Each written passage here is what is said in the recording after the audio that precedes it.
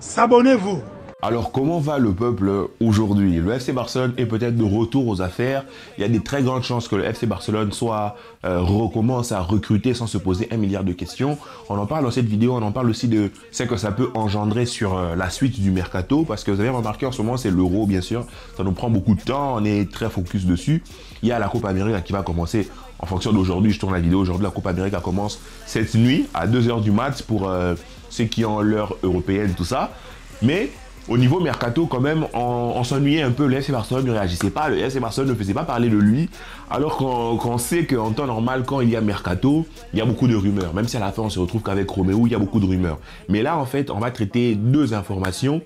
La première information, c'est Gérard Romero, et pas que lui, qui annonce que le FC Barcelone sera de retour au 1 pour 1 la semaine prochaine. Le FC Barcelone sera de retour 1 pour 1 la semaine prochaine. Alors dans les faits, c'est une nouvelle que beaucoup de fans attendaient, parce que si on n'est pas au 1 pour 1, ça ne veut pas dire qu'on ne peut pas recruter, mais c'est beaucoup plus dur. Mais quand tu es au 1 pour 1 financièrement, ça veut dire que tu peux, pour ceux qui ne savent pas être au 1 pour 1, c'est être à l'équilibre financier. Ça voudrait dire que tu peux recruter librement si tu investis... Je vais vous donner un exemple simple. Si tu vends un joueur à 100 millions, tu peux réinvestir les 100 millions. C'est ça que ça veut dire être au 1 pour 1. Donc, clairement, ça veut dire que le FC Barcelone est de retour aux affaires. Et c'est une très bonne nouvelle. Bien sûr, Gérard Romero, il faut toujours prendre les choses avec des pincettes. Il y a plusieurs journalistes et plusieurs joueurs même qui sont des fois opposés à ses propos, disant que c'était des mensonges, patati patata. Mais il ne faut pas oublier non plus les Gérard Romero de l'époque 2020-21 où il nous avait pondu une masterclass en nous annonçant à l'avance tout un tas de joueurs qui avaient fini par tous arriver à l'exception de Bernardo Silva. Alors peut-être qu'à ce moment-là, il y avait des fuites. Mais moi, cette nouvelle, je la prends vraiment avec des pincettes, mais je la prends quand même, je la regarde quand même. C'est une nouvelle qui vaut ce qu'elle vaut. Pourquoi je dis ça? Parce que dites-vous que Gérard Romero aurait pu sortir cette nouvelle il y a 2 semaines.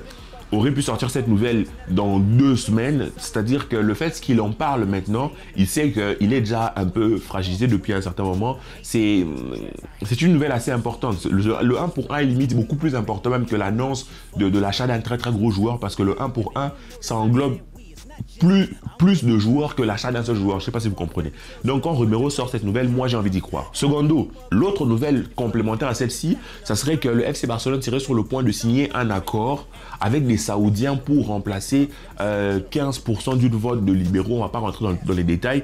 Alors rien que ça suffira à revenir au 1 pour 1. Déjà ça c'est difficilement entendable. On y croit très très peu parce que selon les experts, selon Actualité Barça que vous pouvez suivre aussi, ou selon ceux qui s'intéressent vraiment à fond à l'économie du club, aux finances du club, mais plusieurs vont s'accorder à dire que c'est pas possible à moins que les Saoudiens mettent énormément d'argent. C'est possible que les Saoudiens mettent une très grosse somme d'argent. Alors à voir. Mais selon dans l'hypothèse où si seulement grâce à ça, on arrive à revenir au 1 pour 1, sachant que l'on est en train de négocier un accord phénoménal avec Nike, dites-vous que l'on aura une marge énorme pour le mercato, une marge. Dites-vous, si on revient au 1 pour 1, la signature avec Nike nous donnerait à peu près 100 millions d'euros de prime à la signature. Ça voudrait dire tout simplement qu'on a 100 millions de marge. Ça ne veut pas dire qu'on peut dépenser que 100 millions. Ça voudrait dire que dans les 100 millions de marge, par exemple, quand tu achètes un joueur à 100 millions et que tu lui prends un contrat de 5 ans, et bon, disons, tu achètes un joueur à 100 millions, à 80 millions, tu lui donnes un contrat de 20 millions, ça fait 100 millions sur 5 ans, c'est 100 millions divisé par 5, ça fait 20 millions par an. Donc dans les caisses, chaque année, désolé pour le bruit si vous l'entendez, dans les caisses, chaque année, il pèsera 20 millions. Donc, si tu achètes un joueur de cette manière-là, ben, il te prend 20 millions des 100 millions que toi tu as. Donc dites-vous qu'acheter un joueur 80 millions, lui offrir 20 millions de salaire qui est énorme, c'est vraiment... C'est comme si tu achetais disons, tu achetais Léalio, même Léalio, tu ne lui offrais pas un salaire pareil. Il ne prendra que 20%, c'est-à-dire que 20% de la marge que l'on se crée. C'est-à-dire que si les nouvelles qui sortent s'avèrent être vraies, on se retrouve dans une position mercato exceptionnelle où on pourrait recruter vraiment limite les yeux fermés. Simplement, bien sûr, comme vous imaginez, on n'est pas dans un monde de bisounours. Les choses ne vont sûrement pas se passer de manière si belle parce qu'on est le FC Barcelone et qu'on n'a plus droit au bonheur. Depuis 2015, notre petite victoire notre grosse victoire contre la Juventus. Depuis lors, on n'a plus du tout droit au bonheur. On est en train de sombrer tous vers la mort. Mais si dans notre descente aux enfers, on a droit à un petit peu d'oxygène, ça serait très beau déjà.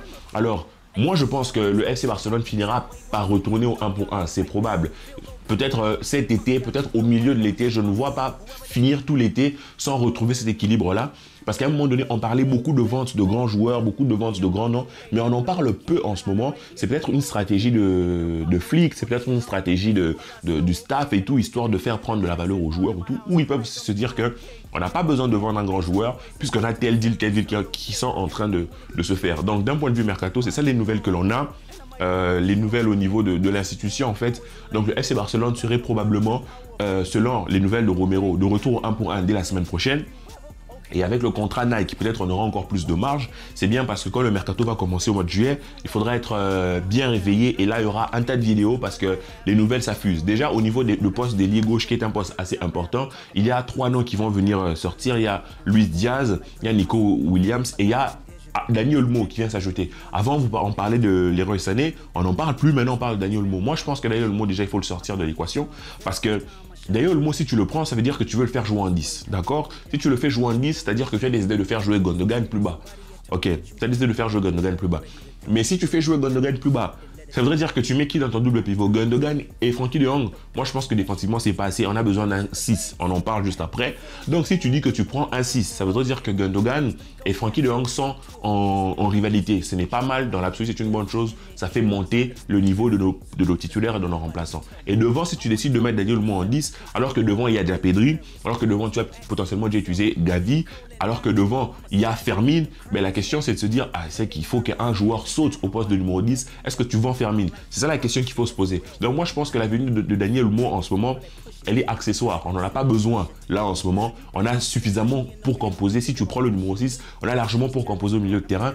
Si tu décides de faire jouer Daniel Olmo au poste d'ailier, c'est pas une bonne idée. Parce qu'il y a des ailiers disponibles qui font beaucoup plus que lui, qui se blessent beaucoup moins que lui, qui apportent beaucoup plus dans le rôle qu'on leur demande d'ailier. Donc moi, personnellement, tu mets Daniel Olmo de côté, s'il te plaît, tu décales. Et tu te concentres sur Luis Diaz ou Nico Williams. Ça, ce sont des vraies réflexions parce que tu as un vrai ailier gauche qui va t'apporter des choses. Bien sûr, l'ailier gauche, désolé. Bien sûr, l'ailier gauche ne joue pas tout seul. Hein. C'est un système, on verra comment Flick va organiser les choses. Mais ça, c'est déjà bon. De l'autre côté, au poste de numéro 6, le Barça s'intéresse à Guimarães. On a vu que plus tôt dans l'été, ou même plus tôt il y a quelques mois, le Barça s'intéressait plutôt à des 6... nationaux, Zubimendi, Merino qui n'est pas un 6 ou plutôt qui ne joue pas 6. Il y a même Guido Rodriguez. Donc ça veut dire qu'on s'intéressait à un certain niveau de 6. À Onana, tout ça, on s'intéressait à un certain standing de 6. Et maintenant, passer de ces 6-là à parler de Guimarães qui est un joueur qui est à Newcastle et bien sûr, club anglais, club qui dépense beaucoup. Donc, joueur qui va coûter extrêmement cher. À ce qui paraît, il aurait une clause. Déjà, on ne va pas se jeter sur l'information à dire que c'est vrai. Le Barça va aller le chercher. Mais si le Barça pense à des joueurs comme ça voudrait dire que derrière, ils ont les capacités financières d'aller faire la chose. Si on revient au 1 pour 1 et qu'on a de la marge et qu'on peut aller chercher un joueur comme Guimarães, au milieu de terrain, tu as 6, tu as Guimarães au poste de numéro 6, que tu le fasses jouer au double pivot, que tu le fasses jouer seul. C'est un gage, c'est une sûreté que tu t'offres.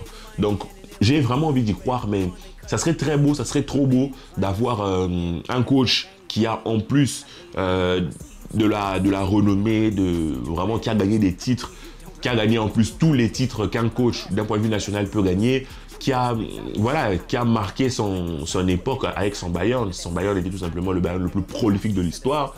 En plus de ça, tu as une équipe déjà, un Barça qui est déjà assez bien composé avec des jeunes joueurs, vraiment un avenir, Lamine Yamal, les Baldé, Pedri, Gavi, tout ça. Une belle équipe de jeunes. Tu arrives à combler en fait tes lacunes avec un ailier gauche, un milieu défensif. Franchement, ça augmente nos espérances en fait pour la saison prochaine, sachant que cette saison-ci a été une saison difficile. Au point où nous en sommes, le mercato n'a pas encore commencé. Ce sont des petites informations qu'on essaie de distiller avec vous, mais j'espère vraiment que tout ça va arriver au bout, parce que si ça arrive au bout, ça nous promet une saison 2024-2025 pleine de plaisir en fait, pleine de bonheur. Pas forcément, on gagnera peut-être pas la Ligue des Champions, mais on aura peut-être une visibilité, une vision en fait sur notre club différente. On pourra enfin prendre du plaisir. J'espère aussi que sur le terrain, on n'aura pas un système trop rigide, on n'aura pas une équipe trop frêle. Alors, On va voir comment le mercato va évoluer. Est-ce qu'au final, on va se retrouver vraiment avec les joueurs que l'on vise ou au final, on va rien réussir à faire. Le mercato n'a pas encore commencé. Le Barça est assez silencieux.